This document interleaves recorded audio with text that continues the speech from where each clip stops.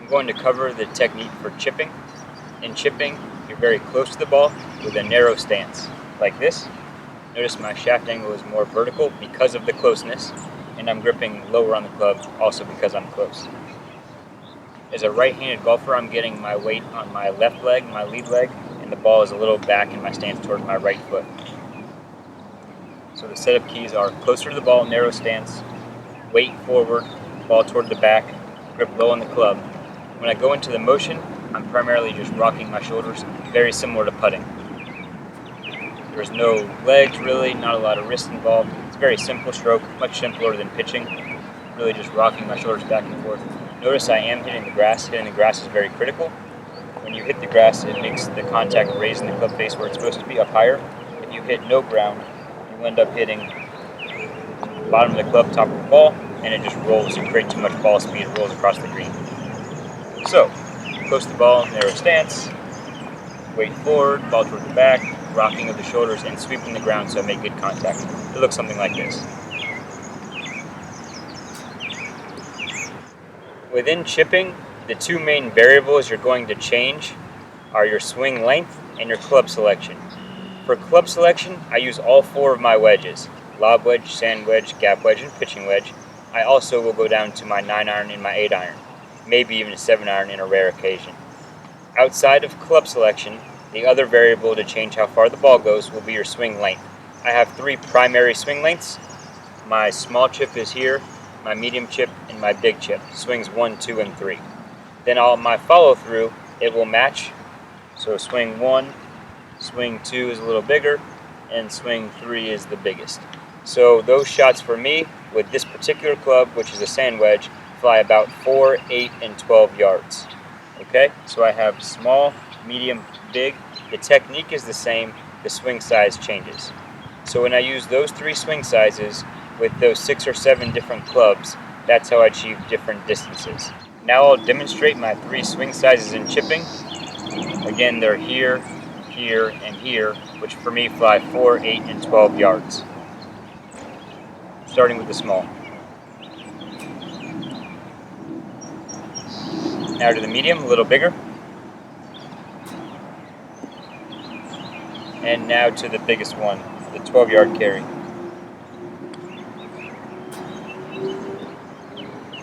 Notice even the biggest one, the club never got above my waist. It stayed below my waist, which means I stayed in the chipping technique. In terms of planning a chip shot, the key is learning your carry to roll ratios. Every club you chip with, lob wedge, sand wedge, gap wedge, pitching wedge, 9, 8, 7, as far as you go down in chipping, has a carry to roll ratio. For most people that I've measured, they are 1-to-1 with their sand wedge type club, something between 54 and 56 degrees. With that type of golf club, the ratio is around 1-to-1, meaning it will fly and roll about the same under normal circumstances. So if you fly at 4 yards, it'll roll 4. If you fly at 8 yards, it'll roll another 8 with that sand wedge type club. Meaning if you use a lob wedge, a 60 degree, it would be on the other side of 1-to-1. It would fly slightly further than it rolled. Once you get down to a pitching wedge, the ratio for most people becomes 1-to-2. It will roll twice as far as it flew. So if it flies 4, it will roll 8. By the time you get all the way down to an 8-iron, now it's actually a 1-to-3 ratio, so it'll roll 3 times further than it flew. So if it flies 4, it actually rolls 12 yards. So what I do when I chip is get my distance to the hole, then figure out my landing spot based on the club that I pick. So if it's a 12-yard shot, I could land my sand wedge club 6 yards. I could land my pitching wedge 4 yards. So based on the math, I know what club to hit.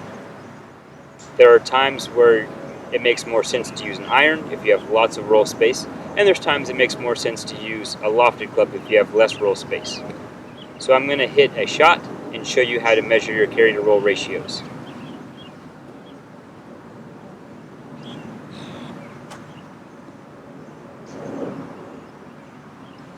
I'm going to mark with the ball where it landed.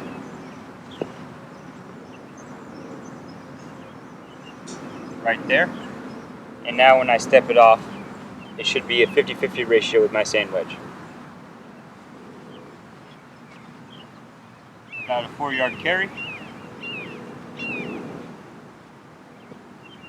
and about a 4-yard roll. So if you follow that same process with all of your wedges, even down to some of your irons, you would learn your own carry to roll ratio. But like I said previously, everyone seems to fit approximately within that mold of sand wedge 1-to-1, pitching wedge 1-to-2, 8-iron 1-to-3. And the in-between clubs, you can figure out the math that's in between. Based on that math, I've placed a golf ball 8 yards onto the green. With my sand wedge, I'm going to try to fly it 4 and roll it 4, my 1-to-1 ratio, and make it stop next to that golf ball. I'll step off where 4 yards is. Now I know my landing spot halfway to the target. I will try to land it on that spot and stop it next to the golf ball.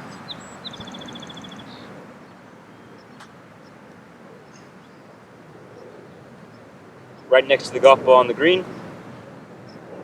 So, all I needed to know was how far the end result target was, then pick my landing spot and do the math accordingly, choose my club, fly it halfway next to the hole.